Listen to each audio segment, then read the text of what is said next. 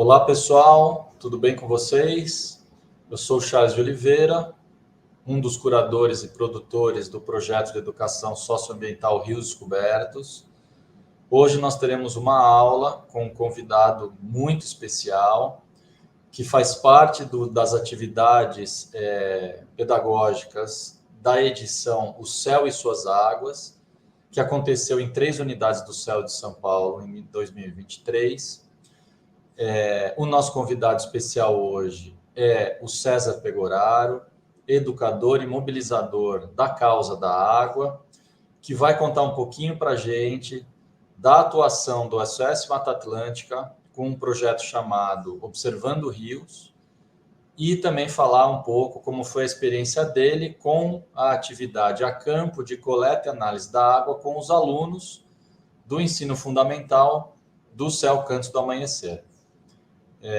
Espero que vocês gostem. Passo a palavra aqui para o César agora e boa aula para todos. Vamos lá, querido. Obrigado, Charlie. Olá, pessoal.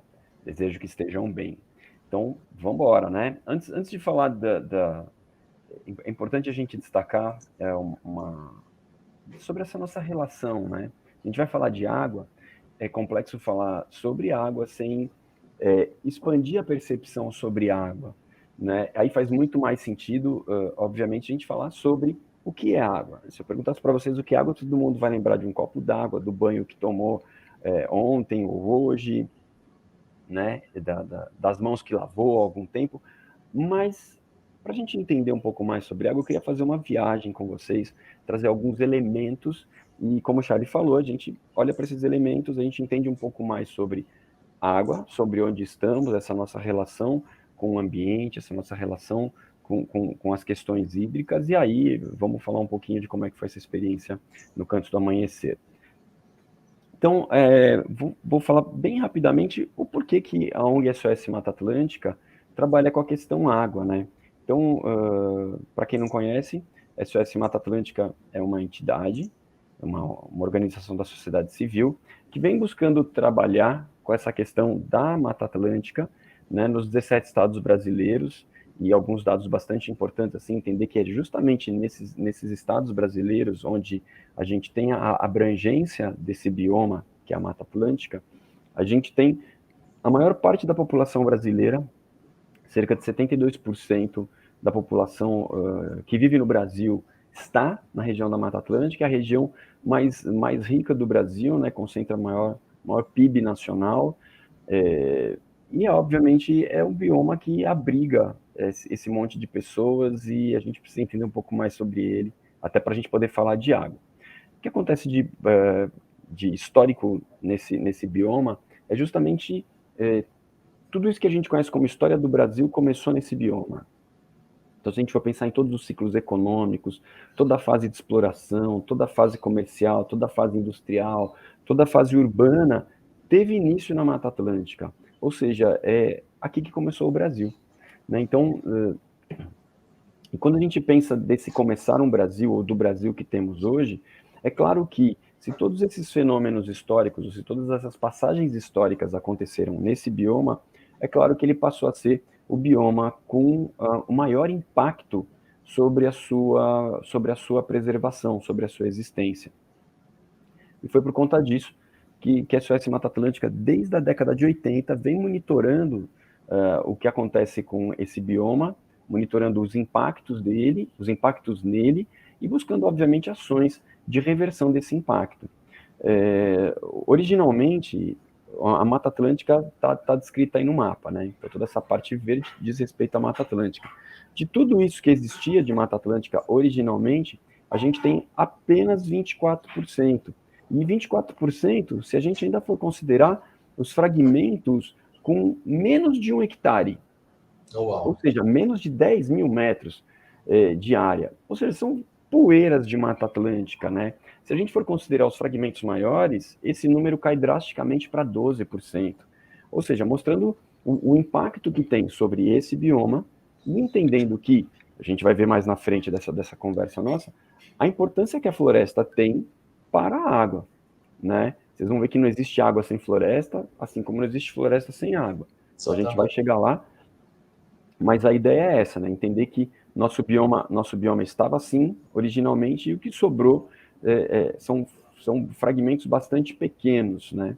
Então, já falei para vocês, desde 86, a SOS tem buscado trabalhar com a questão da proteção e recuperação desse bioma, né, por meio de leis, por meio de projetos práticos ali de restauro de floresta, vem trabalhando bastante com essa questão das mudanças climáticas, das emergências climáticas, como sendo um ponto importante para a gente que trabalha com natureza e sociedade, né, estimulando sempre o fomento a áreas protegidas, ou seja, a criação de parques, reservas e também reservas particulares, enfim, proteção de áreas, e, obviamente, como um tema inerente à vida, trabalhar com a água, né, como sendo algo importantíssimo para a existência humana e da biodiversidade como um todo, né? Então, esse tem sido o nosso trabalho na Fundação, mas hoje eu vim aqui para falar de água, né? Então, vamos começar a brincar, falar um pouco mais sobre o tema água limpa, né?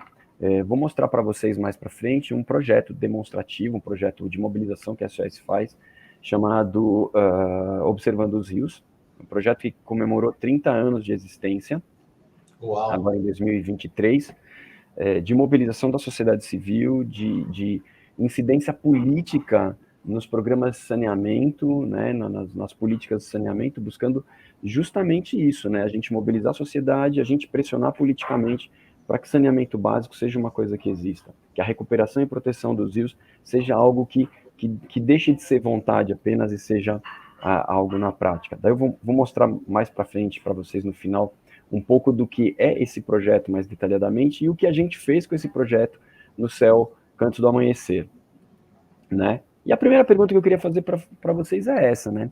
Se todo mundo sabe de onde vem a água. É uma pergunta que sempre, quando eu faço essa pergunta para as crianças, para os jovens, tem uma resposta que é pronta, né? Vem da torneira, né? E às vezes a galera consegue ir um pouco mais longe, vem da caixa d'água, vem da rua, vem do reservatório. Então a gente vai expandindo essa percepção, mas sempre buscando trazer esse olhar de que não tem resposta errada para o de onde vem a água. A gente tem que buscar entender que existe um negócio chamado ciclo da água.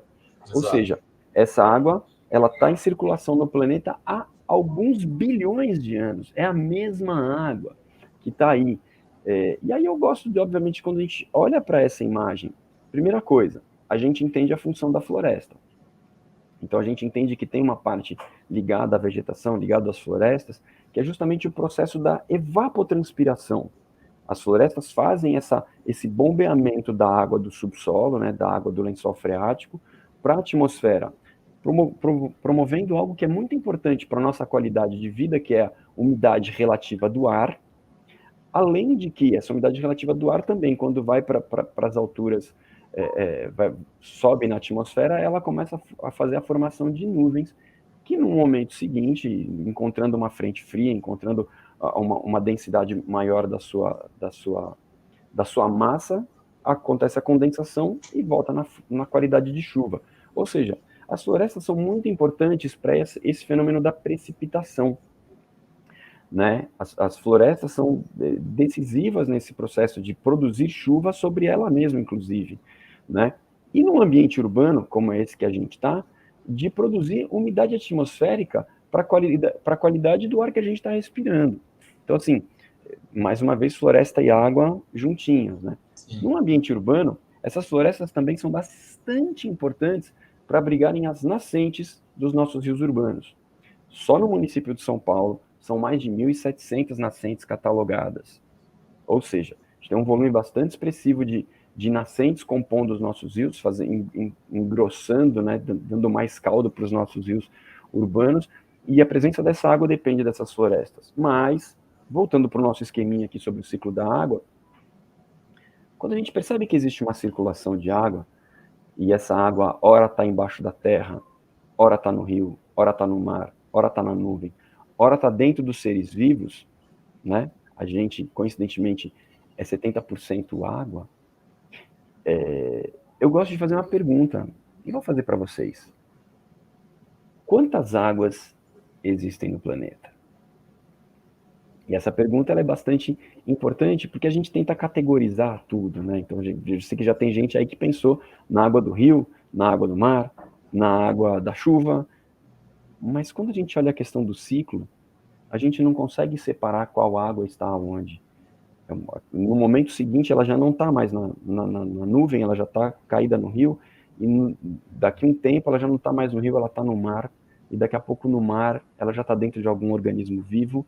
Sim. Portanto, a gente não tem como categorizar a água. A água é uma só. E aqui começa, então, um debate novo, uma reflexão nova para a gente. Se água é uma só, e se a gente depende de água para viver, como é que a gente, no nosso dia a dia, olha para a nossa água no ambiente em que a gente está? Normalmente, no ambiente urbano, tem uma associação bastante grande com a água e poluição. Mas espera aí, se água é uma só, se uma parte dessa água está poluída, se uma parte pequena dessa água está disponível na forma de água doce e eu preciso consumir essa água doce, a gente às vezes comete alguns equívocos na gestão dessa água ou no cuidado com essa água, porque a gente está poluindo, degradando, tirando condições de consumo de uma água que é extremamente escassa e rara para a gente. Dá uma olhada nessa imagem aqui. Cezinha, posso fazer uma interferência? Claro. Volta aquele slide anterior, só. Eu acho que tem uma percepção muito interessante aqui. Você falou algo que, mesmo a gente que está envolvido nesse assunto, passa desapercebido, né? A água é uma só mesmo, né? Ela é um elemento que a diferença está no seu estado físico e no seu lugar, naquele momento, né? Então, é uma questão muito sistêmica, né? Você tem esse elemento como sendo único no planeta inteiro, inclusive dentro de todos os seres vivos. E como todo ciclo, qualquer interferência que você faça em qualquer etapa desse ciclo, em qualquer parte do processo, você prejudica, né, esse andamento, esse desenvolvimento dessas etapas,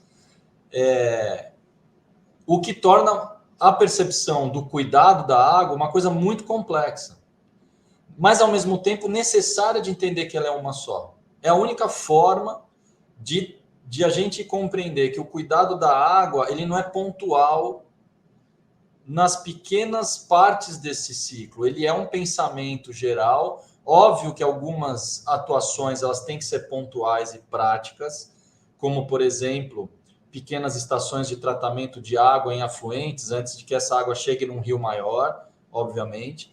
Mas o pensar dessa pequena estação de tratamento, ela tem que estar em função de uma percepção muito maior, macro, né, desse ciclo.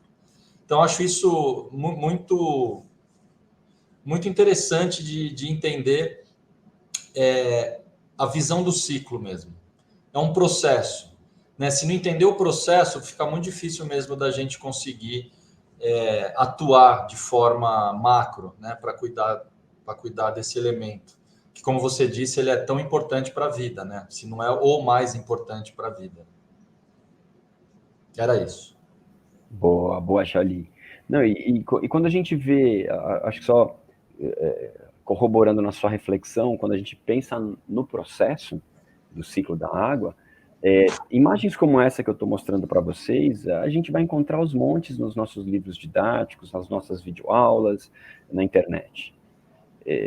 Só que é o seguinte, é bastante raro quando a gente vê desenhado, gravado numa imagem de ciclo da água, os seres humanos.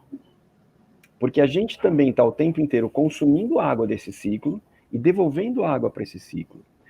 Ou seja, a gente é parte do ciclo hidrológico, né? Se a gente depende dessa água, a gente consome e devolve essa água, e eu não estou pensando numa casa, estou pensando nós seres humanos, indivíduos, né?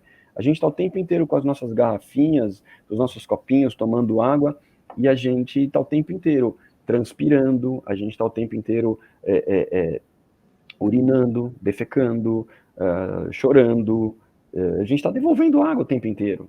Então a gente faz parte desse ciclo. Portanto, não é cuidar da água de fora, porque não é assim cuidar do ambiente apenas. E esse reflexo, né? Se eu estou cuidando do ambiente, indiretamente eu também estou cuidando dos seres vivos, inclusive nós humanos. Né? Então, assim, é pensar nesse ciclo d'água de uma forma bastante complexa, bastante sistêmica, bastante presente e bastante determinante para a vida. A água não está lá fora. A água está aqui dentro também. O que eu acho que faz com que, pela perspectiva do cidadão, a gente tenha ali dois olhares, né? Um, do cidadão entender qual é o papel dele nesse ciclo, o que é possível para ele fazer, né? Para colaborar e contribuir para que esse ciclo continue girando, né? De forma harmônica e equilibrada, e o que ele também deve fazer para cobrar quem ele tem que cobrar, né, que são de fato aqueles que têm, pela responsabilidade da gestão pública, de manter também esse ciclo aí ativo e girando de forma harmônica e equilibrada para todos. Né? Isso é muito importante, para todos. Né? Que seja público, e que seja comunitário, e que seja socialmente equalitário para todo mundo. Né? Então, é uma reflexão muito interessante de se ter em sala de aula, inclusive não, em sala de aula, principalmente com as gerações mais novas, né, para que a turminha já cresça ali entendendo, né, essa complexidade toda. Isso faz todo sentido, né? É isso.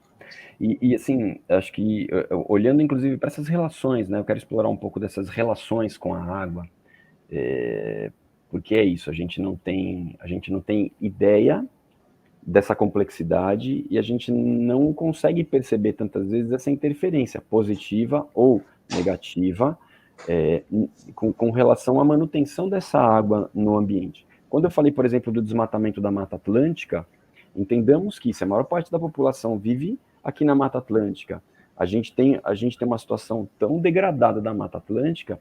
O que a gente está promovendo com as nossas chuvas locais? Com a proteção das nossas nascentes, com a preservação da encosta dos rios. Ou seja, a gente tirou floresta, a gente, por tabela, também está tirando água.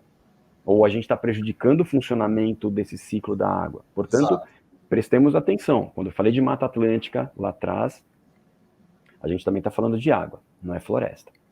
Né? A gente também está falando de água.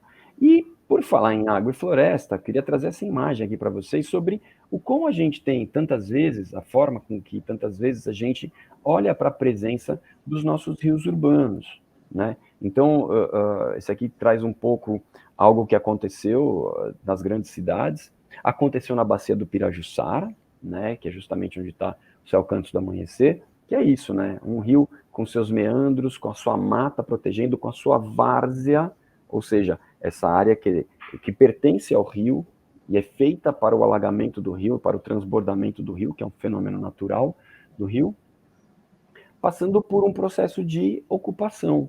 Então, como a gente não teve isso enquanto uma educação cidadã na nossa formação humana, a gente sempre entende o rio como um obstáculo e não como algo bacana da gente ter. O rio sempre foi um problema para a gente, né?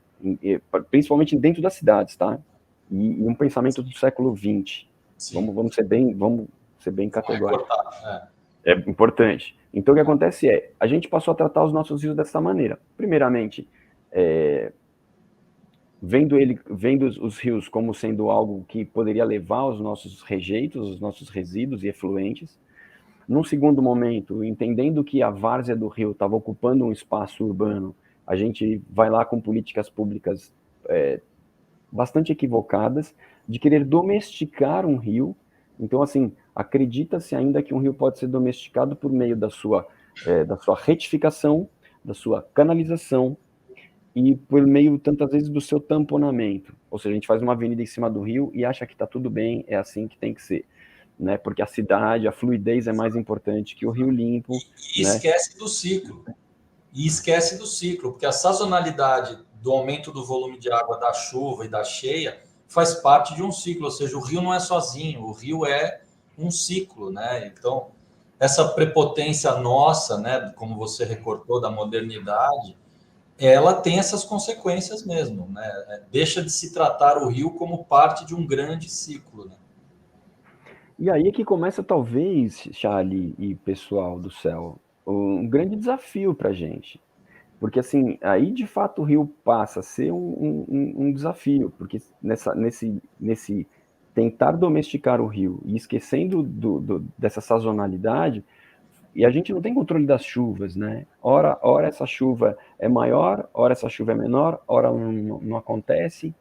Então, mas o que acontece é, num dia de chuva um pouco maior, com o nível de impermeabilização que a gente tem do solo, com o nível de resíduos que a gente tem na rua, com o grau de assoreamento que a gente tem nos rios urbanos, por uma questão do lixo entulho, dessa má gestão do território, o que acontece é bastante comum agora que a gente se aproxima do verão, a gente ter os fenômenos das cheias dos rios, né, das enchentes. E isso, obviamente, passa a ser um grande desafio para a qualidade de vida, para a segurança, para a saúde da população. Né? Então, quando a gente não tem essa visão de água no território, quando a gente não respeita a água, o espaço dela, a saúde dessa água, os fatores que fazem essa água estar num ambiente seguro, num ambiente natural, a gente passa a interferir, inclusive na estabilidade humana no território. E é o que essa imagenzinha traz para a gente, né? Essa questão justamente É genial essa sequenciazinha de quadrinhos, né? É muito interessante. Você entende o que seria, né, uma forma natural no primeiro quadrinho e onde é que a gente chega hoje em dia na modernidade com a ocupação desenfreada, sem planejamento, enfim. Não só a ocupação, mas a própria forma de tratar o rio com a sua retificação, tamponamento, etc. E esse é um retrato bastante fiel do que aconteceu na metrópole de São Paulo, em especial na bacia do Pirajussara. E para Exato. evitar a última cena que está ali na imagem, essa mais degradada aí da enchente afetando a população, a gente faz uma outra obra muito maluca chamada Piscinão, que eu vou trazer para vocês um outro conceito aqui, que piscinão, na minha linguagem, no meu entendimento, é pinicão, né? Porque ele é usado, primeiro, poucas vezes ao longo do ano, quando é usado num ano, ele tem uma manutenção é bastante comum que ela seja bastante precária, então o que a gente vai ter lá é um depósito de água com esgoto, um depósito de lixo, uma morada, uma habitação segura para ratos, baratas, escorpiões, Exatamente. moscas, mosquitos, então quer dizer, ele é uma solução grandiosa, impactante, cara, custosa na manutenção, que não é feita a contento, gerando um caos também, que assim a gente constrói uma estrutura grande como aquela, no Pirajussara a gente tem alguns piscinões feitos. É isso que eu ia falar, Né? acho que você tem dois. Tem o da Sharp e tem o do Tabuão, né? São os dois que a O gente Taboão tem. que é enorme. Esse do Taboão realmente ele é enorme, né? Né? E o impacto dele, né? Para a circulação das pessoas, para a qualidade urbana, enfim, para a condição de vida das pessoas. Né? Ele salva em algumas situações? Salva. Mas se a gente talvez tivesse tido uma aula décadas atrás sobre como respeitar a várzea do rio, sobre como mantê-lo, sobre saneamento básico, né? Sobre proteção de nascentes, talvez nós tivéssemos evitado um monte de desafios, de dores que nós já vivemos na bacia do Pirajussara e em outros rios, e talvez não estivéssemos precisando desses piscinões. Talvez a gente não visse a água como um problema urbano, mas a gente visse como uma dádiva urbana, Exatamente. como uma bênção. Então, é dessa educação que a gente tem que falar, né? De uma educação para a gente prevenir danos como esse, né? Da gente ter essa consciência da água urbana, né? E eu queria trazer outras reflexões sobre água. Uma delas é que, assim, a gente já ouviu falar bastante que o Brasil é o lugar que mais tem água doce no mundo. De fato, tem. Mas a água, assim como o dinheiro no Brasil, ele é extremamente mal distribuído. Então, o que acontece é que a gente não pode se vangloriar de ser o Brasil, o país que mais tem água no mundo, se essa água não está disponível para a gente. Exato. Né? Então, quando a gente vai pegar o volume de água brasileiro, a maior parte, né, quase 70% dessa água está na bacia do Rio Amazonas, que em linha reta aqui do sudeste ou do sudeste, aqui de São Paulo, vai dar alguma coisa como quase 5 mil quilômetros. Ou seja, a gente não tem como transpor, sonhar, imaginar em usar essa água. Essa água está lá. Então, a gente de fato está vivendo na maior metrópole brasileira, com um consumo de água bastante elevado, com uma disponibilidade hídrica muitas vezes abaixo da disponibilidade crítica pelos padrões da ONU. Ou seja, a gente tem que fazer um exercício absurdo de uso racional de água aqui na metrópole, né? E se tem um desperdício que a gente comete de uma forma bastante contundente e bastante comum, o maior desperdício de água não é pelo vazamento de água na rede de água, né, de abastecimento. Eu vou falar desse dado já, mas é na gente permitir, ou na gente achar que é normal, a gente diluir esgoto nos rios urbanos. Esse é o maior desperdício de água que a gente tem, sem sombra de dúvidas, porque os rios urbanos poderiam servir para centenas de usos não potáveis.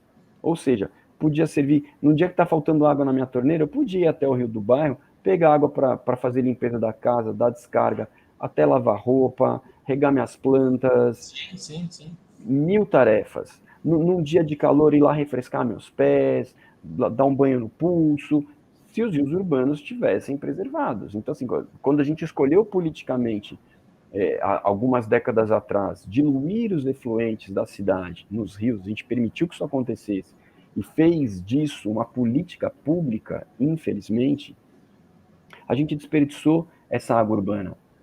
A gente virou as costas para essa água urbana.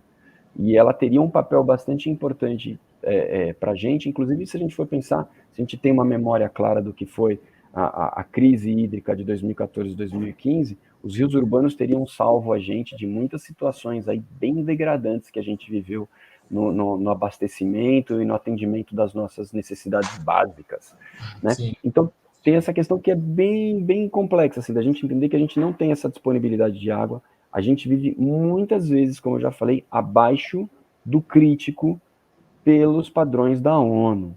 Ou seja, a gente tem que ter um olhar muito intenso, muito consciente e muito ativo na preservação dessa água, né?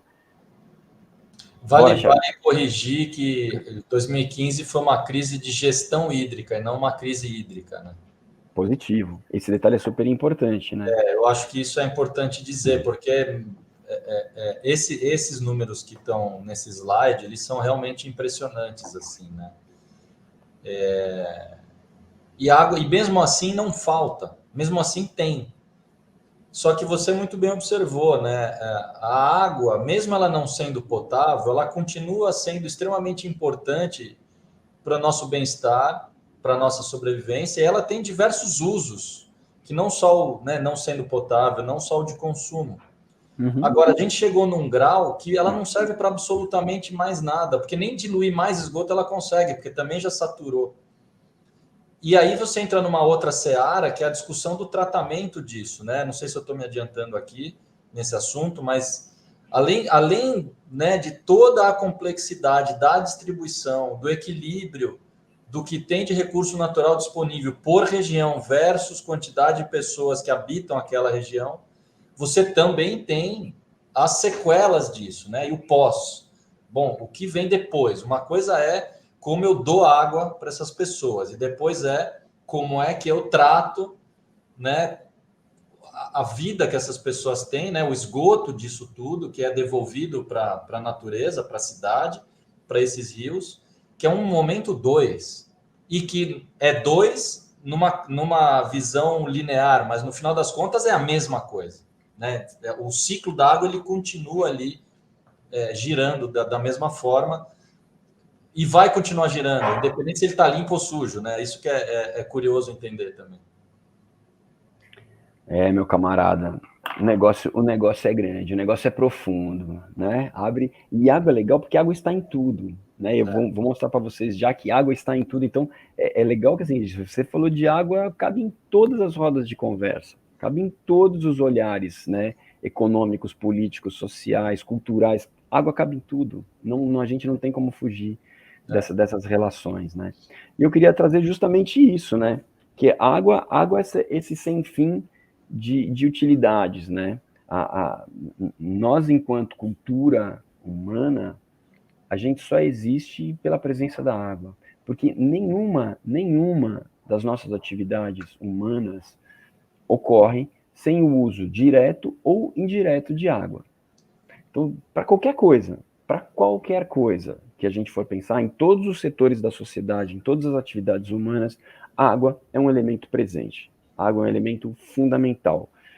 Então, assim, o quanto a gente tem que elevar o olhar, a percepção sobre a presença, o uso, qualidade, preservação dessa água, sobremaneira, né? Assim, entendendo que tudo, a gente tem uma disputa, inclusive. Quando a gente pega todos esses setores da sociedade, a gente tem uma disputa gigantesca pelo uso da água, porque se a água é uma só, por mais que ela circule, ela não consegue atender a todos esses interesses, todas essas necessidades, todos esses setores ao mesmo tempo. Então a gente tem uma disputa pela água, né? O setor energético, por exemplo, disputa água com abastecimento, né? Com a irrigação. Porque assim, para você, se eu tiro água de um reservatório para irrigar um plantio muito grande, eu vou diminuir o volume de água no reservatório, vou deixar de produzir energia elétrica, né? E se eu baixo muito o rio, né, como é que vai ter a navegação? Como é que a indústria vai usar? Como é que a gente vai abastecer a população? Então tem um cálculo aí que tem que ser feito, que ela tem que atender a todo mundo, né? Todos os setores estão disputando essa mesma água. E pasmem, no Brasil a gente repete uma estatística que é mundial, que quase 70% da água usada no Brasil vai para o agronegócio, para as atividades da agricultura e da pecuária. Sim. Mesmo Né? dos aquíferos, Cezinha, eles cada vez mais fundo vão cavando, vão chegando lá no fundo para pegar, porque vai indo, né? E aí entra essa questão do direito, né? Que setor tem o direito de utilizar algo que é um bem universal, que seria de todos, né? Não, pois é, né? Pois é, a gente tem uma discussão longa sobre essa ética, sobre esse direito, né? Sobre a manutenção desses sistemas. Mas o importante é que a gente olhe para todos esses usos, entendendo essa disponibilidade e essa finitude na qualidade do recurso, porque a água não vai acabar. Nosso grande desafio é que ninguém quer consumir água poluída aqui. Então, assim, a nossa finitude não é de água, é de qualidade de água. Essa sim tá sofrendo impactos bastante severos atualmente. Então, e nenhum setor quer consumir, quer distribuir, quer usar água poluída nos seus processos. Então, é importante a gente também olhar para essa questão de que água, por interessar todo mundo, é um elemento que está em disputa. E eu quero trazer uma outra água para vocês, além dessa água da disputa, que é uma outra água que eu costumo chamar de água invisível, né? Essa nossa pouca percepção sobre... quando a gente pensa em água, a gente sempre pensa muito no uso direto, né? Quantos metros cúbicos de água eu consumi na minha residência esse mês? Quantos metros cúbicos, qual que é o volume da represa Guarapiranga, né? Quantos litros por acionamento da descarga são disparados? Então a gente pensa nesse uso muito direto.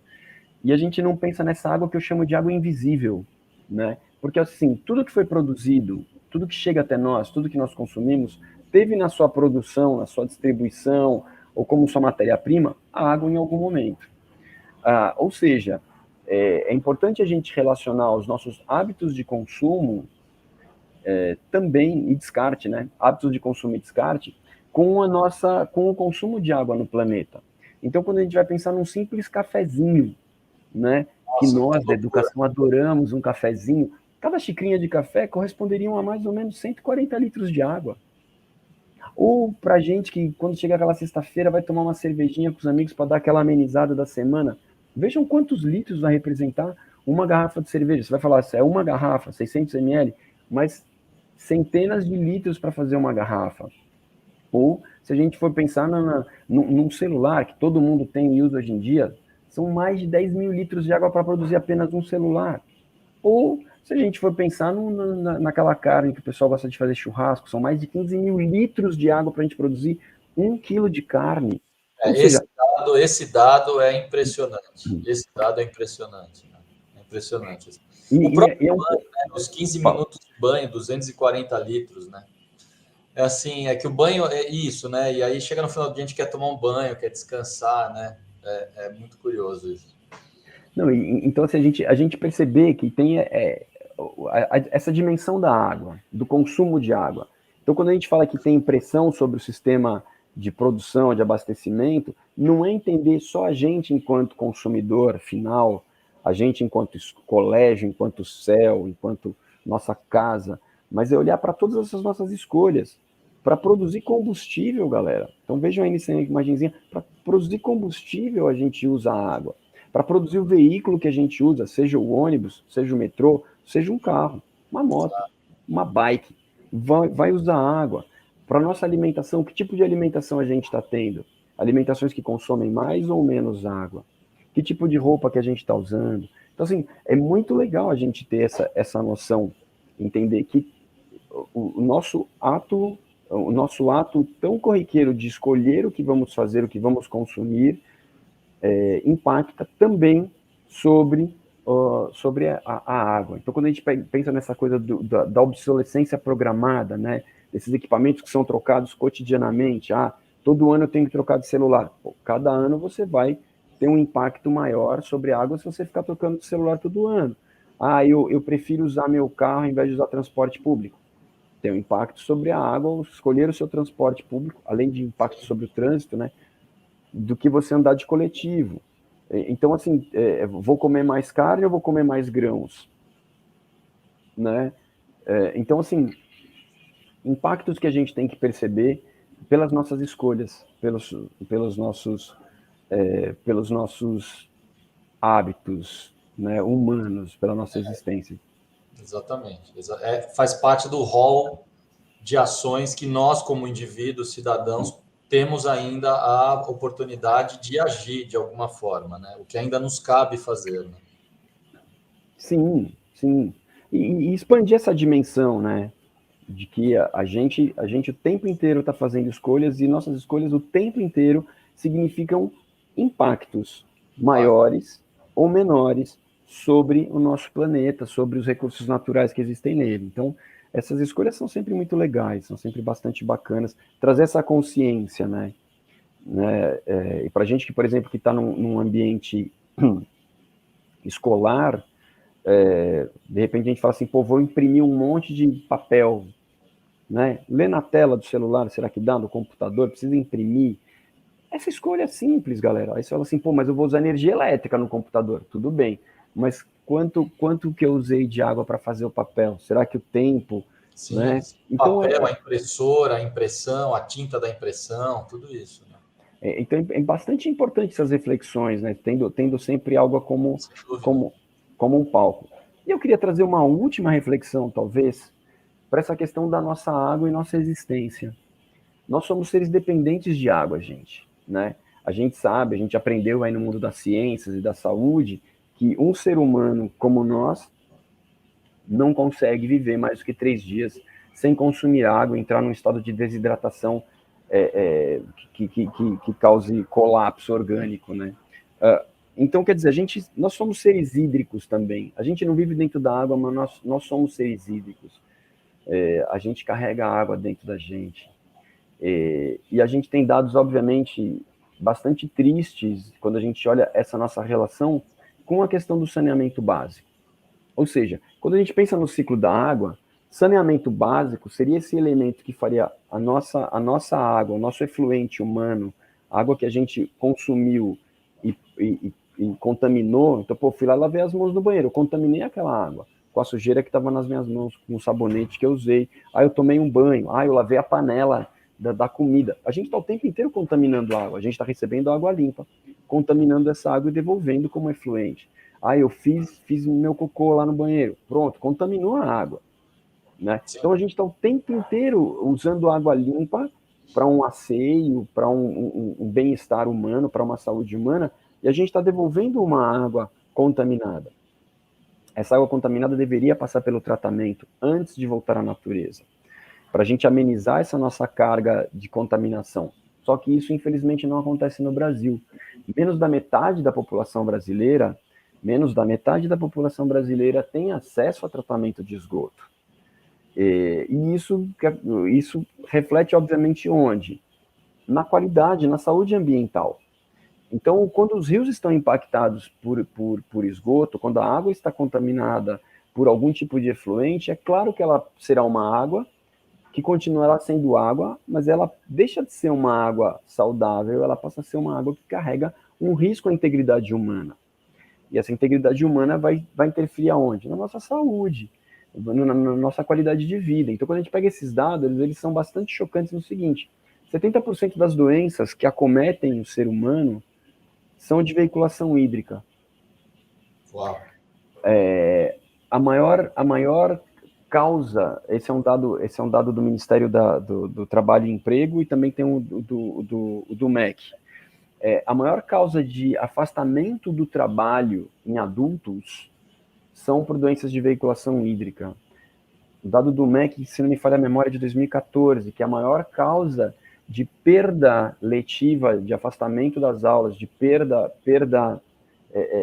pedagógica, né, pela frequência, inclusive, está ligados a crianças que têm alguma doença de veiculação hídrica. Ou seja, não ter saneamento básico no Brasil não é que é só um problema para a saúde das pessoas, é um problema para a produtividade do Brasil, para a capacitação do Brasil, para o crescimento econômico do Brasil. Então, não ter saneamento básico, gente, não é só um índice que tem que aparecer lá nos indicadores de saúde do hospital, quantas pessoas entraram com diarreia, quantas tiveram hepatite, difteria e tantas outras mais doenças de veiculação hídrica. É uma questão de dignidade humana, de economia, de qualidade de vida, de crescimento educacional, né? E aí, obviamente, que toda essa mazela ligada à ausência do saneamento básico traz para a gente índices ruins, né? Índices ruins para a gente. Então, quando a gente pega esse dado de que 6 mil piscinas olímpicas por dia, esse é um volume, né, comparado, são lançados na natureza, ou seja, nos nossos rios, nos nossos mangues, nos nossos mares, é assustador. 6 mil piscinas olímpicas por dia, né? E obviamente, isso acontece onde a gente tem aglomerados humanos, né? Porque se a gente vai para um sítio tem lá a sua fossa, seu biodigestor, né, a sua zona de raízes ali para tratar do seu esgoto. Agora, num aglomerado humano, como esses que a gente vive, a maior parte do povo brasileiro vive em aglomerados humanos, cidades, né? O que acontece se a gente não tem uma briga pelo saneamento básico, uma luta pelo saneamento básico, se a gente não tem uma política pública que considere esse ciclo da água, essa saúde da água, considere a nossa produção de efluentes como um risco, inclusive, para a gente, e cuide disso, é claro que a gente passará a ter rios sujos, rios contaminados, e esses rios contaminados são um risco iminente à nossa existência, à nossa qualidade de vida e sobrevivência. Né? Então, disso dessa água que eu queria falar. Se a água é uma só, e a gente está perdendo qualidade de água, essa perda de qualidade de água está impactando também numa perda de qualidade de vida para a gente, numa perda econômica para a gente. Né? Ou seja, só perdas. Só perdas, só perdas. Nós somos seres da natureza, certo? Sim. Então, assim, a gente depende da natureza para viver em tudo. Se a natureza está impactada, se o nosso ar está poluído, se a nossa água está contaminada, se a nossa comida também está contaminada, de má qualidade, como é que a gente vai ter saúde? Como é que a gente vai existir?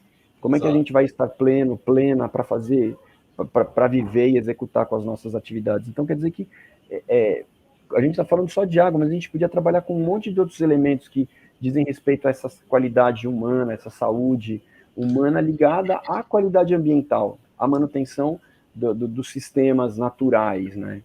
São muitos desdobramentos, né, negativos, assim, né? É sistêmico, é uma coisa fractalizada, né? Um problema fractalizado que ele vai se expandindo, né? A própria questão da gente não tratar localmente o nosso esgoto e a água suja significa que a água local que você ia utilizar para abastecer essa população não dá mais, porque ela também está sendo contaminada. Então, esse lugar, esse território tem que buscar água limpa cada vez mais longe. Só que chega uma hora que você vai bater com o outro que está vindo de lá para cá e com o outro que vem daqui para lá. Quer dizer, é uma complexidade que envolve, inclusive, divisões administrativas políticas de territórios, A gente sabe que São Paulo, depois de 2015, com transposição, foi buscar água em outros lugares, em outros municípios, em outros estados até, né? Se eu não me engano, tem água sendo captada na fronteira com Minas Gerais para o estado, mas o município de São Paulo já pega de outros municípios, ou seja, o nosso problema passa a interferir na qualidade do abastecimento de um outro território que não tem nada a ver com a gente, e agora passa a ter, não tinha, agora passa a ter, justamente por causa dessa relação sistêmica, né? E isso também é uma coisa que a gente percebe no interior, não só nos grandes centros urbanos. Quando a gente trabalhou rios descobertos na bacia do Médio Tietê, onde a gente foi trabalhar os 3 rios, né, do que se chama a bacia do PCJ, né, o Piracicaba, o Jundiaí e o Capivari, a gente se deparou, né, nas pesquisas a campo, nas conversas, nas entrevistas, com todo o material que a gente levantou, que de fato, ao longo do percurso de qualquer um desses 3 rios, você tem sempre essa problemática, e São Paulo não é diferente, principalmente São Paulo não é diferente, que o município acima do rio, né, o que ele faz com aquela água influencia diretamente no próximo município, e no próximo, até a sua foz, que chega num rio maior, no caso seria o Tietê. Ou seja, às vezes uma má gestão do município que está na cabeceira do rio tem impactos econômicos e sociais gigantescos, 3, 4 municípios lá para baixo, né? Então, enfim, só corroborando com tudo isso, porque são pensamentos que não vêm no nosso dia a dia, né? Da gente entender essa relação. E essa responsabilidade aumenta muito quando são grandes aglomerados urbanos, que é o caso de São Paulo, né? Belo Horizonte, Rio de Janeiro, que são cidades que, de fato, não tratam seus esgotos, a água trata uma pequena parte, né? Não vamos ser injustos aqui, trata uma pequena parte, se é que dá para falar assim, mas que, de fato, precisam buscar água limpa cada vez mais longe. E isso tem um limite, né? Isso, em algum momento, existe um limite 2D, eu diria assim, que é no plano superficial, no desenho que você mostrou, naquela ilustração que você tem água superficial, ou seja, vamos captar de rios e reservatórios mais distantes, mas também tem um distanciamento no eixo Z profundo, né, nos aquíferos, nos lençóis freáticos, enfim. A gente só vai expandindo a nossa necessidade de buscar água limpa cada vez mais longe, né? E que, de fato, em algum momento chegaremos num limite. E o reflexo disso que você está falando, Charlie, é bastante interessante porque, assim, a gente não percebe a vida como ciclos. É isso. A gente não consegue se perceber como parte da natureza. E na natureza tudo é cíclico, né? A gente tem um pensamento dessa sociedade moderna que a gente vive que é sempre linear. Eu não sei de onde vem, eu uso, eu não sei para onde vai.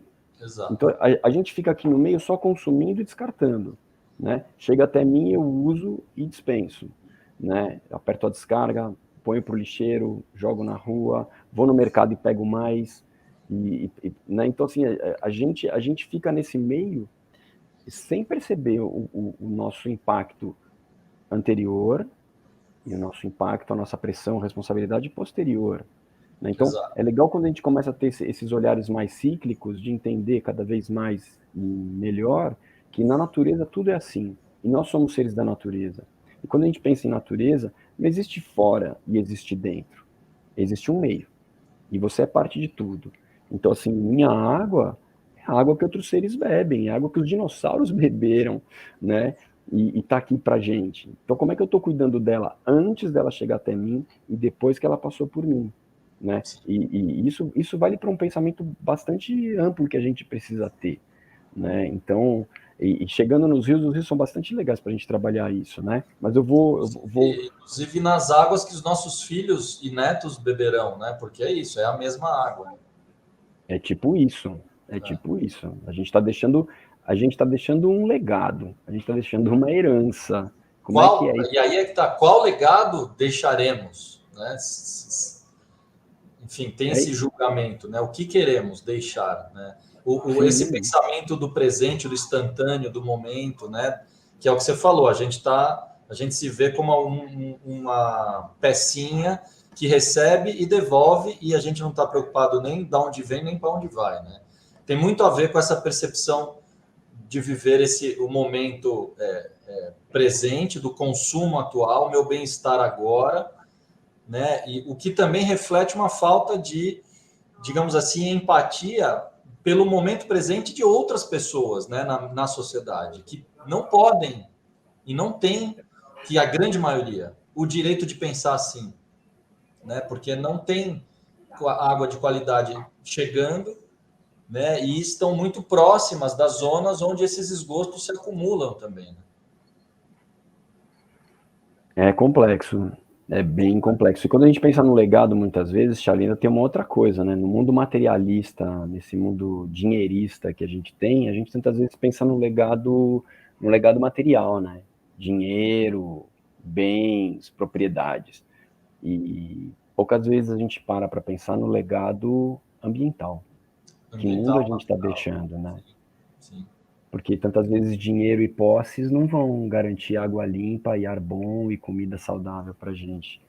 Num ambiente de disputa como esse que a gente estava narrando há pouco tempo atrás, Sem né? De dúvida. limites, né? Então, também tomar esse cuidado, né? Não é negar uma coisa que está posta aí para a gente como sendo um modo da gente existir, mas é a gente também não negar a nossa essência natural. A gente depende de toda a natureza funcionando para que a gente exista. Então, Claro, não é achar... e eu acho que um componente extremamente importante para que essa fórmula funcione é entender que esse privilégio, ele, se é para entender como privilégio, que ele seja de todos. E aí deixa de ser um privilégio, porque privilégio, Claro, o claro. termo conceitual da palavra privilégio é no comparativo. Sim, para Então, assim, poucos. se eu sou privilegiado, é porque em comparação com alguma coisa, de alguma forma eu tenho uma certa melhoria, né, por estar nessa condição de privilégio. Agora, se a gente está falando de algo que, pela perspectiva da gestão pública, é um bem universal e que tem que ser para todo mundo como regra, a forma como hoje a coisa é conduzida não nos permite alcançar esse lugar, né? Então, é um paradigma que precisa ser compreendido desde já, né? A gente está vendo todas as consequências que vem, que esse pensamento que não para nunca, né? E sei lá quando que talvez de modo como espécie, né? O ser humano vai entender, mesmo os privilegiados que acabam tomando, né? Sendo responsáveis por essas decisões, ou de maneira indireta ou direta, vão entender que ou é para todo mundo ou o privilégio deles vai acabar, porque vai acabar para todo mundo. Uma Sim. loucura. Pois é. Então, assim, eu diria assim que essa conversa é um banho É de, um de banho. ideias, né? Literalmente pegando aí uma metáfora com a água, né? A gente está, de fato, tomar um banho de ideias, né? Para a gente, de fato, entender o quanto o nosso papel de educadores e educadoras é importante nessas provocações, né? De que a gente que nós construamos juntos e juntas essas percepções, assim, do como temos vivido, para onde vamos, o que temos, o que queremos deixar, né, como chegamos e como deixaremos isso aqui. Então, acho que Sim. é disso que a gente fala. E água é ótimo para isso, né? Porque água, eu sempre falo que água é um espelho da sociedade. Não é que só a água está presente em tudo. Eu gosto de usar sempre essa expressão, esse termo de que Ela água é um é espelho. um bom medidor, né? Usando a analogia do termômetro, né? Ela seria Sim, um bom termômetro de como é que estamos, né? De como é que essa espécie está vivendo, né? não, sem dúvida. Agora, pode falar. Não, não, só ia amarrar nisso, assim, né, de falar o quanto da proposta da gente conversar sobre água aqui com o pessoal do Céu hoje, o quanto para todas essas críticas que a gente está fazendo, esses comentários, esses olhares que a gente está tendo aqui sobre o nosso modo de se organizar, de fazer política, de olhar para a gestão, para o consumo, o quanto tudo isso pode ser feito de uma maneira muito simples por cada pessoa que está aqui com a gente, ou numa atividade pedagógica, quando a gente olha para os rios, quando a gente observa um rio, quando a gente olha criticamente o que está acontecendo com o rio, né? Porque todas essas situações que a gente fala, de consumo, de degradação, ausência de saneamento, baixo envolvimento da população, com as políticas públicas, a baixa efetividade dos instrumentos de gestão e justiça, se refletem todos no Rio. Está tudo escrito ali, né? Então, é legal que o Rio, enquanto uma estrutura que perpassa uma comunidade, ele sempre foi, primeiro, o nosso ponto de referência, porque toda a comunidade cresceu perto de um rio, pela questão do abastecimento, da relação da comida, da alimentação, da pesca, do banho, então sempre esteve perto do rio. E quando as pessoas queriam se ver, né? Porque a gente não tinha a tecnologia que a gente tem hoje de ter espelho no banheiro, de ter celular para fazer selfie. Então, se eu quisesse ver minhas feições, saber quem eu sou enquanto feição humana, eu ia procurar um espelho rio, um espelho poça d'água. Então ele continua sendo esse nosso reflexo. Não mais para a gente se ver enquanto feição, mas para a gente se ver enquanto cultura, enquanto cidadania, enquanto ética, enquanto políticas públicas, né? Então o Rio está ali, gritando para a gente, não sobre ele, mas sobre nós. Ele está falando sobre nós, sobre a gente. Então, o Rio é nosso reflexo. Então, olhar para um Rio é bastante positivo nesse lugar, assim, da gente tomar esse banho de realidade sobre quem somos, o que temos feito e para onde queremos ir. Né? Tá bom assim? Ou a gente pode fazer algo diferente? Então, o Rio tem essa conotação, a água tem essa conotação. Então, e isso é muito bonito e verdadeiro o que você está dizendo, e acho que mostra também o problema que é esconder os rios. Porque se você esconde o rio, você perdeu esse parâmetro. Você não, isso tudo que você acabou de dizer, ele deixou de estar à vista. A gente deixou de ter isso como um indicador, né? Porque ele sumiu. O reflexo, o tal do reflexo, não está mais lá, né? Ele está tampado, né? Então, agora, para a gente já caminhando aí para um final, desculpa, você pretende continuar mais um pouquinho aqui, né, nos slides, ou a gente pode seguir? Como é que você está planejado aí? Eu queria assim, bem rapidamente mostrar o que a SOS Mata Atlântica faz. Não, então vai lá. Em toda essa provocação. E aí, obviamente, eu acho assim, que mostrar o que a gente faz e contar um pouco para o pessoal do Céu Canto do Amanhecer o que a gente fez aí, né? Porque eu acho que essa parceria... É que eu queria chegar. Depois você se conseguisse amarrar um pouquinho no final, dizer assim, então, no final, né, de tudo isso que a gente está dizendo, qual a importância, então, como educador, né, como mobilizador, de trabalhar com as gerações mais novas, com as crianças, dentro da sala de aula, dentro da escola. Acho que isso seria interessante também para eles. Bora, então vamos nessa. Vou ser bem breve aqui, porque assim, não vim para falar exatamente da SOS Mata Atlântica e do projeto Observando os Rios, né? Mas queria mostrá-lo para vocês enquanto algo que a gente tem feito, tem dado um resultado bastante bacana, né? Então, todo esse envolvimento da SOS começou com esse cara aí, né? Esse é o nosso jacaré, o teimoso, que apareceu no Rio Tietê no ano de 1990 e provocou os cidadãos paulistas ou que passavam ali pelas marginais, essa aqui era marginal na época, dá uma olhada, a olharem para o rio. E quando eles olharam para o rio, procurando um jacaré, eles se encontraram no rio. Eles viram as memórias do rio, né, do pessoal que nadou, remou, pescou, tinha olaria na beirada do rio, usava o rio como transporte, daqui a pouco eles falaram assim, caramba, o rio só tem mau cheiro, só tem esgoto e um jacaré.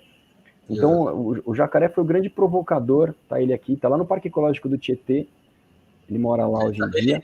Ele tá vivo ainda? Tá ele lá? Ele tá vivo, vive lá feliz e contente, arrumou uma companheira que a gente apelidou de Dona Teimosa, estão lá vivendo no Parque Ecológico do Tietê, lá na divisa com Guarulhos, estão lá.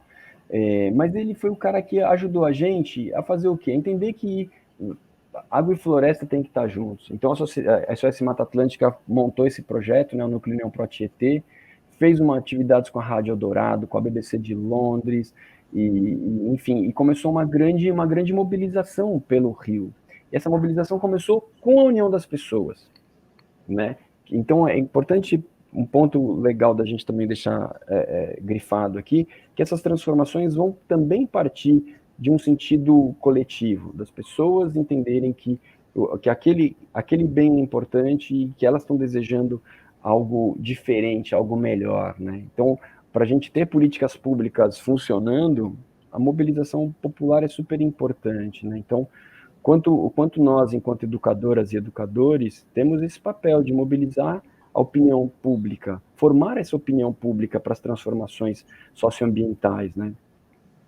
E quando veio esse projeto, a gente conseguiu, em 92, né, a gente conseguiu, esse aqui era o Fleury, né, nosso governador, que recebeu o abaixo-assinado e lançou, no ano de 92, o programa de despoluição do Rio Tietê. Só que a gente, enquanto sociedade civil, a gente é bastante descolado nessa coisa de que a gente tem que acompanhar as políticas públicas para ver a efetividade delas. Então a gente pensou num projeto que na época se chamava Observando o Tietê, que era isso, era como é que a gente poderia envolver pessoas para que as pessoas, a partir da aproximação, da apropriação daquele rio, daquele trecho de rio, elas testemunhariam os resultados do saneamento básico acontecendo ao longo do rio Tietê.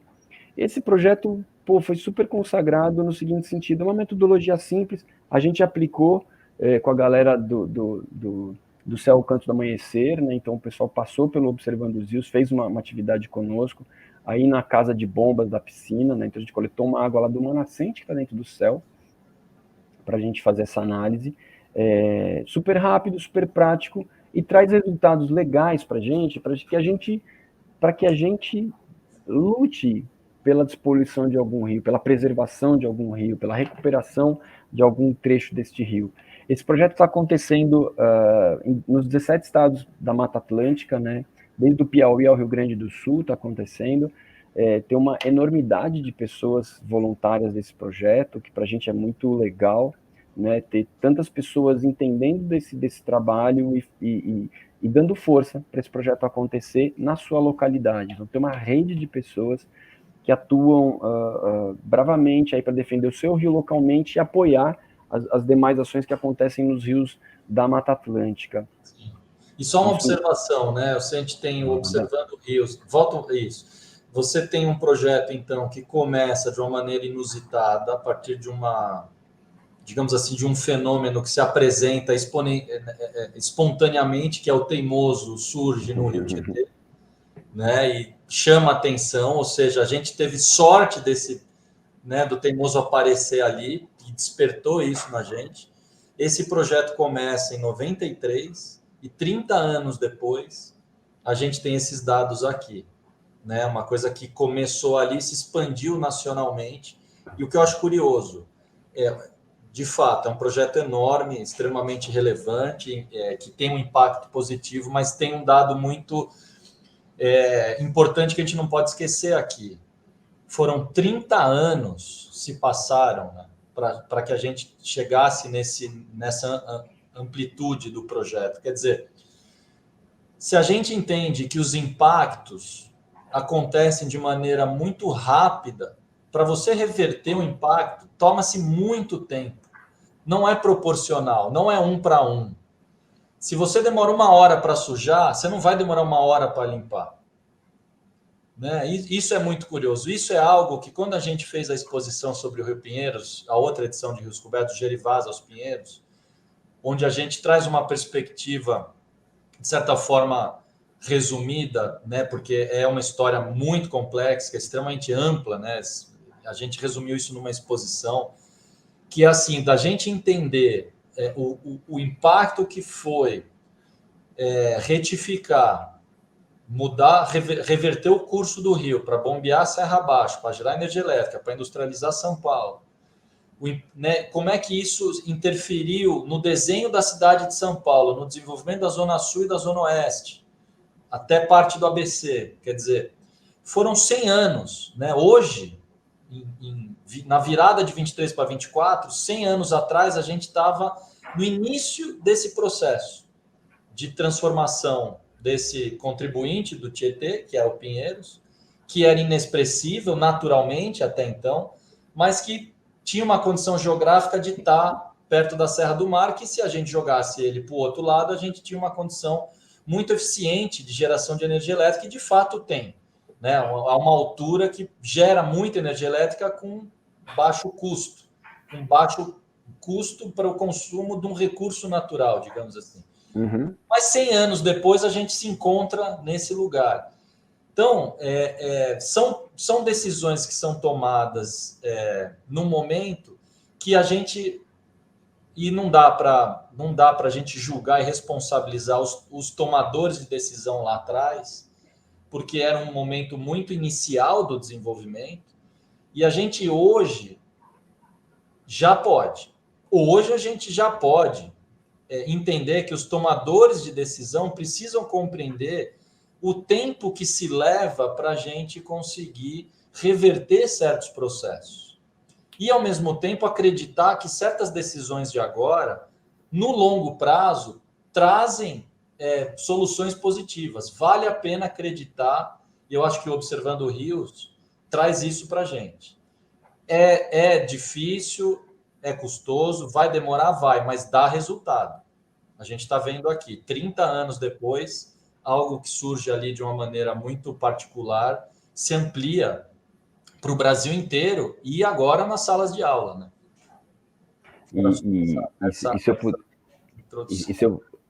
Se cabe um adendo bem rápido, é assim, a questão de que nesses 30 anos de projeto, Charlie e pessoal do Céu, a gente coleciona um monte de histórias de reversão de qualidades de rio, assim, de melhorias de rios. Então, rios que estavam com uma condição precária, né? Então, Rio Jundiaí, por exemplo, Rio Lavapés, em Botucatu, alguns rios que a gente acompanha aqui no município de São Paulo, que passaram, por exemplo, pelo aquele programa chamado Córregos Limpos, né, da Sabesp. Então, quer dizer, são ações que a gente foi monitorando, em que a gente mudou a narrativa. Exato. Né? Que a gente, então tem uma coleção deles, né? E entendendo assim que é o tempo da mobilização, é o tempo desse amadurecimento, dessa pressão, é o tempo das obras acontecerem, das pessoas se educarem a respeitar, né? Porque isso vai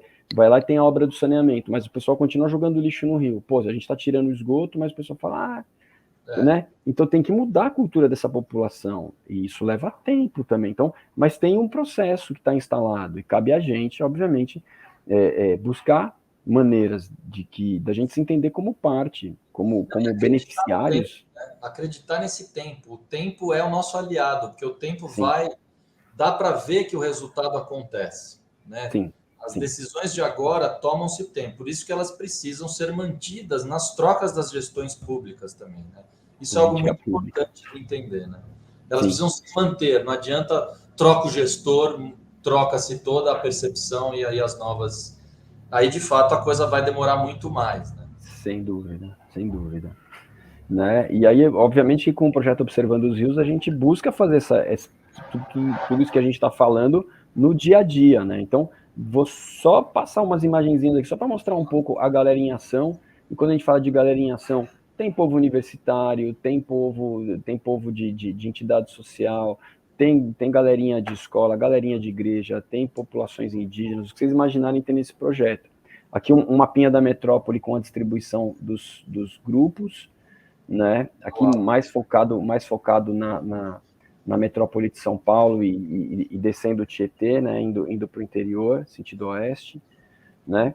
E um pouco do que a gente tem percebido, né? Então, assim, esses dados são desse ano, trazendo um pouco esse cenário para a gente, que ainda a gente tem muito trabalho pela frente.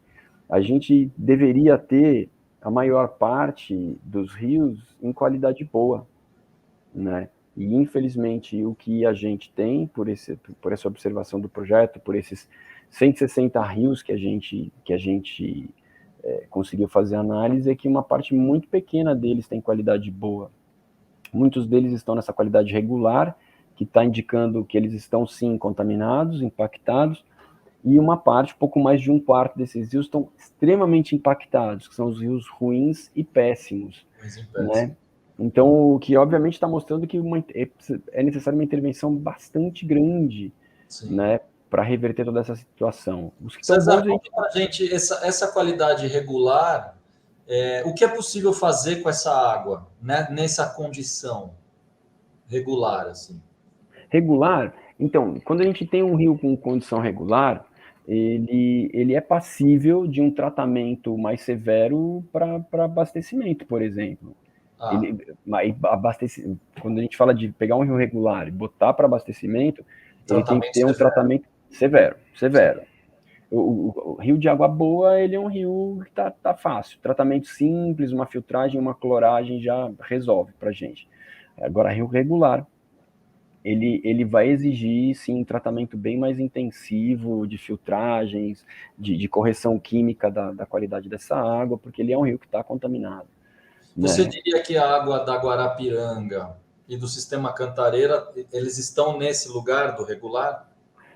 O da Cantareira, uma grande parte dele está a qualidade de água boa. Ah, maravilha. Tá? Entendi. Então, assim, a gente tem uma parte considerável, né? Água boa para valer do sistema Alto Cotia.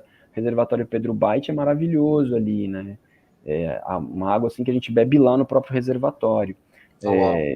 A Guarapiranga, depende de onde você for nela. Se você for, por exemplo, na foz do Rio São José, se você for na foz do Rio Embu-Mirim, ele dá qualidade ruim, e do São José, por exemplo, na última análise que a gente foi fazer lá, ele deu péssimo. Né? Mas só que ele vai diluir, obviamente, naquele espelho d'água gigante, né? Mas é entender que a gente está falando de uma caixa d'água da cidade. Exato. Então, nenhum rio que chega na caixa d'água deveria estar trazendo qualidade de água péssima. Claro, né? claro. Então é um rio que, assim, se eu mostrasse imagens para vocês, se eu levasse vocês lá, vocês vão falar assim, gente, que nojeira saber que esse rio cai na caixa d'água da cidade. É sofrível, de verdade, assim. Como aquele que a gente viu na Billings, né? O Guacuri, né? Muito parecido. Guacuri, exatamente. É aquilo, você imaginar que um rio Guacuri, só que mais volumoso, é o tal do Rio São José, com aquela mesma aparência, qualidade. Infelizmente, é isso que a gente tem. Mas mostra, esse retrato que a gente consegue fazer, com a ajuda desse corpo voluntário, é o que nos ajuda, obviamente, a ter uma voz, a ter uma pressão de negociação, né, ou de apontar esses caminhos para o saneamento básico. Então, assim, a gente, quando gera esse tipo de informação com os nossos voluntários e voluntárias, a gente, quando faz esses relatórios, a gente cria essa importância, esse peso, né, não enquanto SOS, mas enquanto movimento da sociedade civil. Porque o Observando os Rios nada mais é do que isso, é um movimento da sociedade civil. Claro. Né? Então, cada um desses dados que está colocado aí foram pessoas que foram lá fazer análise, mais de uma vez no ano. Alguns grupos foram 12 vezes no ano fazer análise. Então, quer dizer, é um instrumento que traz uma vontade de muita gente. Né? O engajamento, né? Isso é muito importante, né? Eu diria que é essencial, né? E aí o que a galera faz, né? Festividades, protestos, atos cívicos, mutirões de limpeza, plantios de mata ciliar, reuniões públicas, documentários. Vocês imaginarem esses grupos, né? Esses grupos voluntários acabam fazendo como um desdobramento desse encantamento que o Rio trouxe, dessa apropriação que eles passaram a ter. Opa, então volta aqui. Então, eu acho que nesse sentido, o que a gente viveu no Céu Canto do Amanhecer é um pouco uma amostrinha, né, do que é esse Observando os Rios, né? O quanto a gente pode, obviamente, com aquela saída pedagógica que a gente fez, com aquela conversa que a gente teve com a imprensa jovem, com a caminhada que a gente fez até o Pirajussara, com análise Posso colocar umas fotinhos aqui enquanto você fala? Põe, Charles, põe, por favor. Foi um dia mágico, né? Foi um dia assim que eu quero crer que mexeu com muitos sentimentos, percepções e olhares desses jovens. Porque eu acho que o grande lance que a gente faz, né, enquanto um processo de formação humana, é justamente trazer para essa formação humana esse fator de olhar para a natureza, um fator de uma crítica e autocrítica, né, de entender justamente dessa questão que a gente tanto falou, assim, das escolhas e dos reflexos advindos dessas nossas escolhas, né, da importância das políticas públicas, né, e dessa política representativa que a gente vive. Alguém escolhe viver no lixo, viver no esgoto? Não por natureza. Então, se a gente está vivendo no meio do esgoto, tem algo errado. né? Quem nos representa? Que instrumentos a gente tem? Como é que a gente se mobiliza, se organiza? Como é que pequenas ações locais podem representar já numa melhora? Como é que a gente se mobiliza para pressionar os nossos representantes, as concessionárias, os órgãos fiscalizadores e controladores? Então tem um caminho de formação cidadã por meio da água, por meio desse olhar para a natureza que está perto da gente. E o encontro com esses jovens foi muito mágico, assim, né? A tensão que eles estavam, a vontade que essa galerinha estava. Não, foi e as Curioso. colocações, né? Eu fiquei muito impactado, né? Pelas colocações. Olha quantas mãos levantadas aí, tipo, eu quero, eu sei.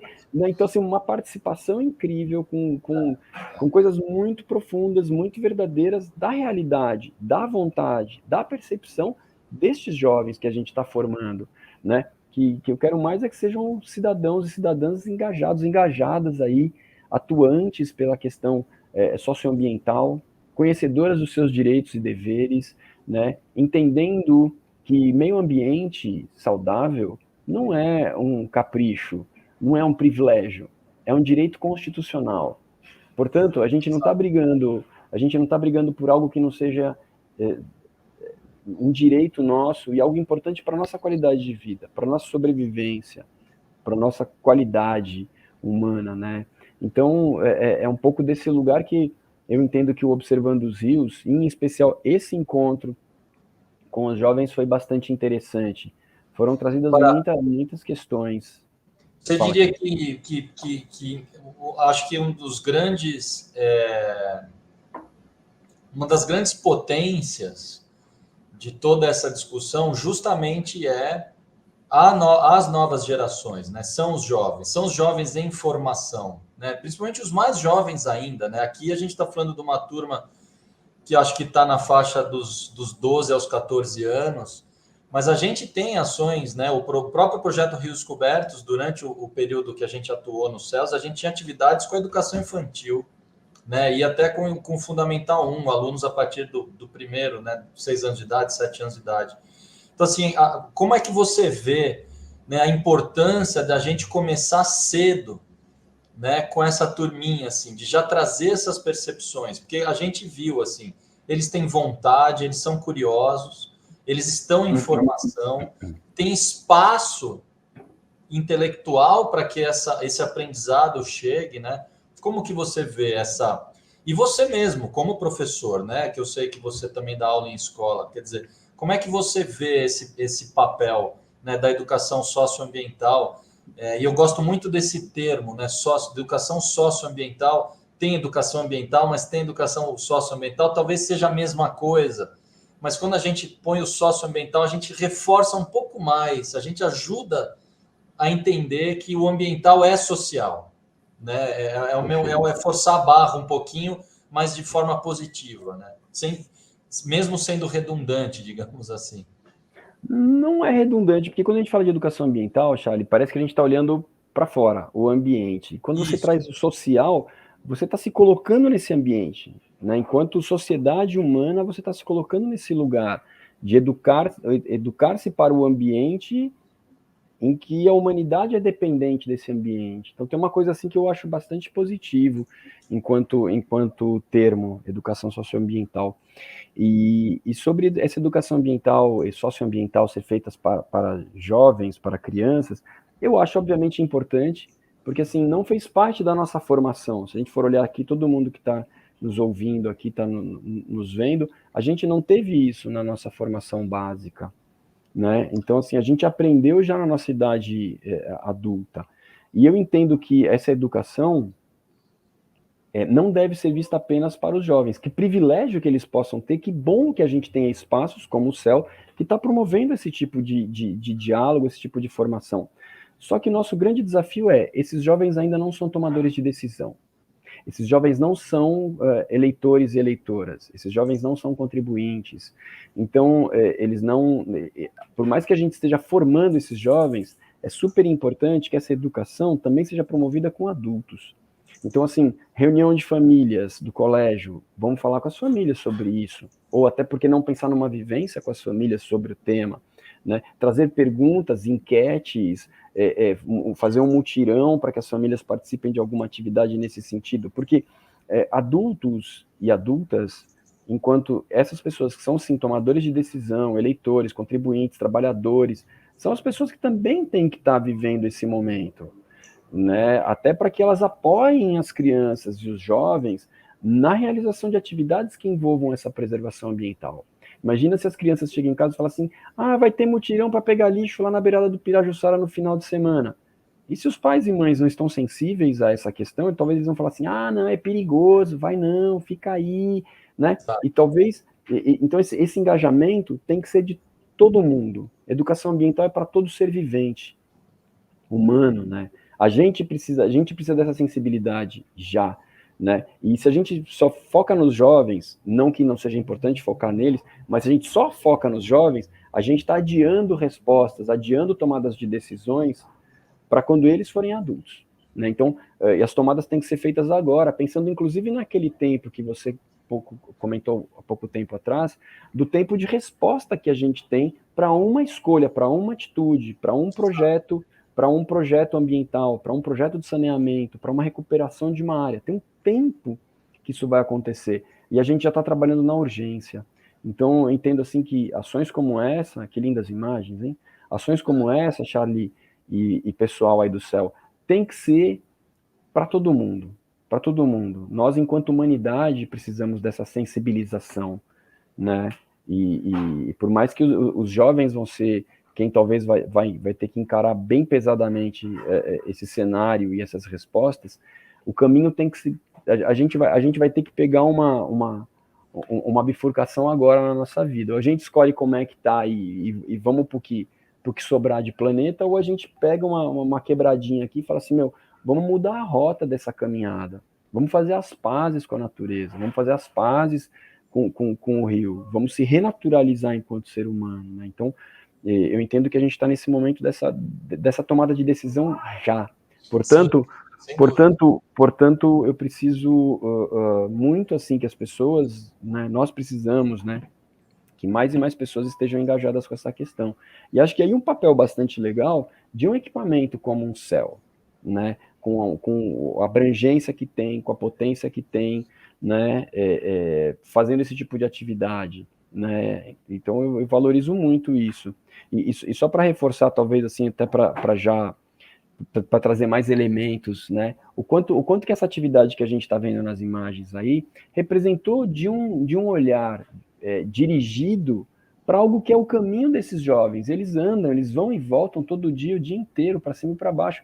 Só que nesse momento dessa caminhada pelo bairro, o que a gente fez foi dirigir a sensibilidade dos jovens, o olhar deles, com perguntas, com apontamentos, com paradas estratégicas, justamente para que a gente pudesse entender o nosso território, o relevo, de onde vem a água, para onde ela vai, a situação das ruas, então onde é que tem vegetação, onde é que não tem, a qualidade dos rios, onde é que estão esses rios e qual que é a qualidade deles, e entender naturalmente que toda essa conformação geográfica que a gente tem vai corroborar para um conceito chamado bacia hidrográfica, de entender que tudo que acontece naquele território, por uma ação da gravidade, vai descer para o fundo do vale. E lá no fundo do vale, quem que passa? O Pirajussara.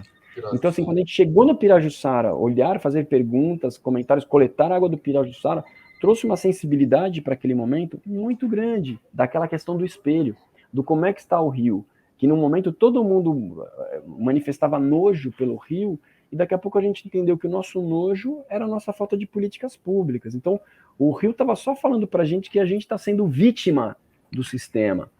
E a gente tem um direito humano que não está sendo executado, que a gente tem uma política pública que não está sendo levada a sério pelos nossos administradores, pelos nossos gestores. Então, foi muito legal, né? E foi só uma saída de um dia, uma conversa, uma caminhada. Então, o potencial de uma atividade como essa como sendo algo potente nessa educação cidadã, que eu acho assim, que é uma característica dos céus, né? Eu sou fã dos céus, mas eu assim, fiquei bastante feliz com isso acontecendo, inclusive corroborando para alguns trabalhos colaborativos de autoria, né? Os tais TCAs, Então, assim, sei o quanto isso trouxe elementos para esses jovens, enquanto algo que eu quero crer que vai ficar vivo na mente, nos corações e nas mãozinhas dessa galera fazedora de um mundo melhor. Sim. Pegando um pouquinho do que você disse sobre o que cada um pode fazer, né? Essa coisa da gente tomar uma decisão, né? A gente se vê na bifurcação, né? Por algumas décadas estamos nessa bifurcação ainda presos, mas parece que a gente está indo para um lado e está deixando o lado que seria o da conscientização, da preservação. Parece que a gente ainda está na bifurcação sem saber para onde ir, o que já é um problema, porque não deveríamos ter dúvida para onde ir, mas estamos com dúvidas. E acho que não dá para ser romântico também a gente achar que a gente vai conseguir mudar a coisa de uma maneira rápida e global, de forma contundente, de uma forma palpável em pouco tempo, né? Ou seja, temos que ser realistas, e eu acho que ser realista parte do princípio da gente pensar no que é que cada um pode fazer dentro da sua esfera de ação. E aí, tendo isso em vista, uma breve fala sua, eu vi que vocês publicaram, o SOS publicou, você principalmente nas suas redes sociais, sobre o Jardim de Chuva que vocês acabaram de implementar. Fala um pouquinho assim da importância que seria esse jardim de chuva, mesmo que seja localmente, e qual a importância que ele tem para aquela pequena comunidade ali, para quem participou, entendendo que pequenas ações de maneira sistêmica se tornam, de alguma forma, uma grande ação, né? Ou seja, não precisamos pensar grande de partida, podemos pensar pequeno, local, com ajuda, e dali a gente contamina, aí entendendo a palavra contaminação de uma maneira positiva, a gente contamina o entorno e as outras pequenas comunidades para fazer o mesmo, né? E aí eu queria Legal. finalizar depois com uma imagem só que eu volto depois para mostrar. Tá bom. Não, essa coisa do jardim de chuva, acho assim que é a gente, Charlie, enquanto sociedade civil, a gente buscando caminhos, né? Não só de apontamento de dedos e de cobranças, mas a gente também propondo soluções. Eu acho que assim, tem muitas soluções que são acessíveis, são baratas, são fáceis, são seguras e são muito importantes, inclusive, para que a gente tome essa consciência do caminho que a gente tem que fazer enquanto sociedade. Então, o que eu percebo é o seguinte: a gente fez, era um sonho antigo lá da equipe Água Limpa, né, da Fundação SOS Mata Atlântica, fazer algo prático no caminho daquilo que a gente chama de soluções baseadas na natureza. É um conceito que, inclusive, foi chancelado pela ONU enquanto no Fórum Mundial da Água, em 2015, 2018, perdão, quando eles lançaram, inclusive, uma publicação sobre as soluções baseadas na natureza como sendo uma atividade de atuação em âmbito local, mas para a resolução de muitas questões, né, para a abertura de um trabalho prático de ecologização do espaço. Então, uma dessas soluções baseadas na natureza são os jardins de chuva, que são uma estrutura muito simples de ser feita, mas com a função da gente criar o quê? Áreas de retenção de água de chuva. Então, assim, a gente sabe que no sistema que a gente tem convencional, a gente tem as galerias pluviais, e todas as galerias pluviais vão juntando em tubos cada vez maiores que vão desaguar no fundo do vale onde passa o rio maior ali da região. E o que acontece numa sociedade que impermeabilizou demais o solo, que tem questões com seus resíduos, né, com sua poluição difusa muito grande, o que acontece choveu, tudo vai parar no rio.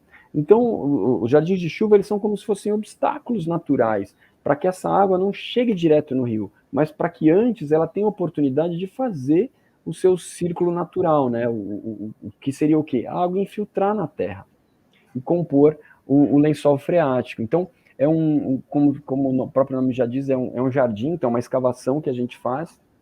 A gente vai criar sobre essa escavação um ambiente mais permeável, né, mais poroso, né, então é uma escavação. E em cima dessa escavação a gente vai fazer sim um ajardinamento, de modo que quando a água da chuva bate nesse jardim, ela tem a oportunidade de infiltrar em maior quantidade, o que obviamente não conseguir infiltrar, segue seu caminho em direção ao rio. Mas sendo uma maneira natural da gente fazer o quê? Aumentar a infiltração da água, criar, a partir dessas áreas permeáveis, criarmos jardins urbanos, aumentando a biodiversidade, a melhora microclimática da cidade, né, e contribuindo justamente para a gente evitar o fenômeno das cheias. Se a gente está retendo água mais perto de onde essa água começa a se juntar, é claro que no fundo do vale vai chegar menos água. Então, quer dizer, ao invés de a gente construir piscinões gigantescos, e se a gente fizesse centenas, quiçá milhares de jardins de chuva numa bacia hidrográfica? A gente iria reter muito dessa água no próprio solo, de uma maneira natural, criando jardins, espaços de convivência. Então, o jardim de chuva foi uma dessas atividades que a gente fez agora. Teve o curso lá em Itu, a gente implementou o primeiro jardim de chuva de Itu, que foi bastante legal. E por que em Itu? Porque em Itu é a cidade aqui do interior paulista onde está a sede da SOS Mata Atlântica. Então, a gente fez uma parceria com a Secretaria de Meio Ambiente e Recursos Hídricos. Eles têm o Jardim de Chuva, teve uma revisão do Plano Diretor Estratégico em 2022, e o Jardim de Chuva consta como sendo uma das políticas públicas que o município deveria executar, e eles não tinham feito nenhum. Então foi uma parceria muito bacana para a prefeitura, muito bacana para a gente, e quero crer que ele está ali, num parque público, com indicação do seu funcionamento. A gente fez uma videoaula, inclusive, para também estimular as pessoas, um manual que está à disposição no site da Fundação, para quem quiser conhecer mais, mas como sendo a nossa contribuição, de repente, para a gente fazer essa provocação cidadã, né, ou provocação das políticas públicas, né, como é que a sua cidade, como é que o seu bairro, como é que você, enquanto cidadão, está lidando com essa água da chuva, ao invés de só canalizá-la para a rua e para onde ela for, aconteça o que for. E além de tudo isso que você está dizendo, ele é resultado de um processo coletivo comunitário que ele pode contar com a participação da sociedade civil, no sentido de se formar um grupo que não só implementa o jardim de chuva, mas também faz a manutenção, ao mesmo tempo que pode virar parte de um currículo de ensino. Então, o jardim de chuva pode ser algo ensinado nas escolas, como parte da grade curricular. Ou seja, ele em si já é algo incrível e necessário, mas ao mesmo tempo ele também permite outras série de coisas muito positivas que expande a percepção social, né? Você tem alunos aprendendo a fazer, ou seja, pode-se, através de uma política pública, instalar uma estação de tratamento de água, eles chamam da me ajuda, RQA, né? Recuperação de qualidade da água. Isso, o RQ. Né? Você pode ter que vem uma licitação, vem uma imprensa, é mais uma obra de engenharia, piriri, pororó, mas que se fecha ali, naquilo. E existe essa opção do jardim de chuva que vai além do próprio jardim de chuva, que vai o grupo entender o problema, entender a solução, manter funcionando, aprender e vai de geração para geração, porque é algo que está vivo, ele continua sendo operacional por muito tempo. Né? Eu acho que como um exemplo disso também, que eu tenho visto assim com bons olhos, né? Assim, na cidade de São Paulo a gente já tem algumas centenas de jardins de chuva feitos pela sociedade civil, alguns pelo poder público, né? Tá sendo um fenômeno legal de ver, ainda muito tímido, mas está acontecendo. Mas vejo assim outras soluções muito legais, como por exemplo as compostagens urbanas, né? Que contribuem sobremaneira para a questão do saneamento, né? O material orgânico que a gente estaria talvez jogando ou no rio ou na pia abaixo, né? Lotando os nossos aterros sanitários de material orgânico, virando adubo na própria cidade, na própria comunidade, né? Então, se você está produzindo adubo a partir de material orgânico, você vai ter que dar destino para esse adubo.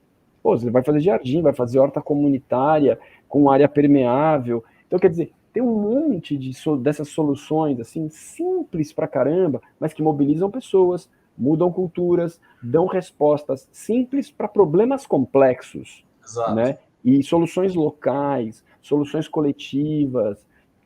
Então, eu vejo com muito bons olhos tudo isso, né? E quero crer que a gente esteja aí dando um passo nesse sentido de estimular mais e mais essa percepção das pessoas e novas e melhores atitudes dos munícipes, né?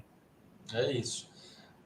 Ó, para encerrar, acho que foi incrível assim nossa conversa. Acho que vai ser muito proveitoso essa aula para os professores e para os alunos. Mas eu queria encerrar com uma imagem que a gente produziu, que é uma das pranchas de conteúdo da exposição, que é essa aqui, Oba, que linda!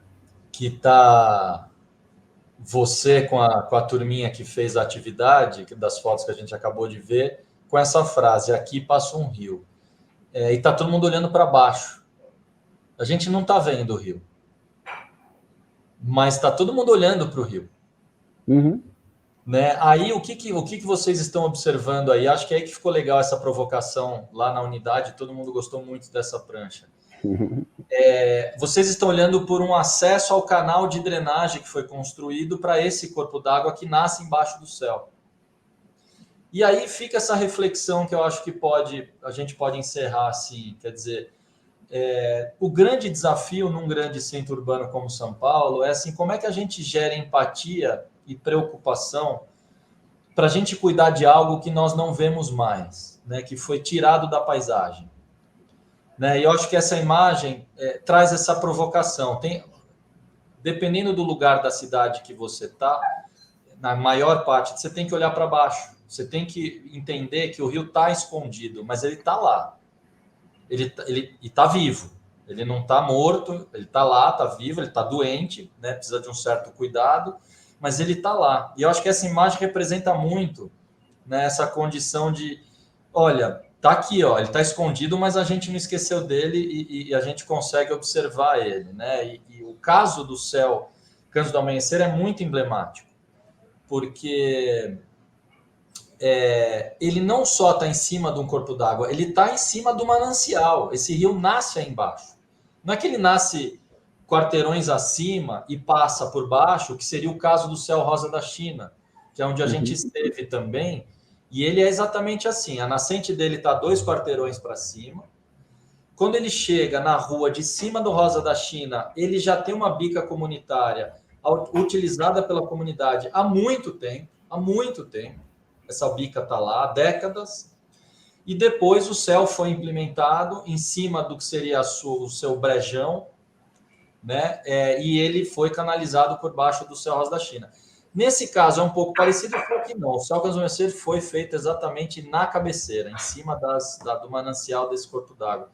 Então, acho que a gente encerra com essa imagem, fazendo essa reflexão assim para todo mundo. Quer dizer, vamos olhar para os rios, né? Eles estão aí, né? E essa a importância de sair a campo é saber identificar onde ele está, para que a gente olhe para ele, né? Sim, não, que imagem ficou linda. Não, e acho que tem uma coisa muito que remete a algo, pessoal, que eu acredito muito que está dentro de nós, assim, esse contato com a natureza. Se a gente for olhar historicamente ou nos registros paleontológicos aí da nossa espécie, faz um pouquinho mais de 200 mil anos que nós, enquanto essa espécie humana, nós existimos no planeta do jeito que a gente é, e a gente tem uma relação íntima com a natureza, com a água em especial, né? Foi sempre esse elemento dessa sobrevivência, dessa abundância, desse poder estar em algum lugar. Então, tem uma coisa muito natural dentro de nós, que não é algo racional, é algo instintivo, que a gente tem essa conexão com a água. É algo natural, a gente procura a água, não só porque a gente precisa dela por uma questão fisiológica, mas a gente precisa dela enquanto um contato.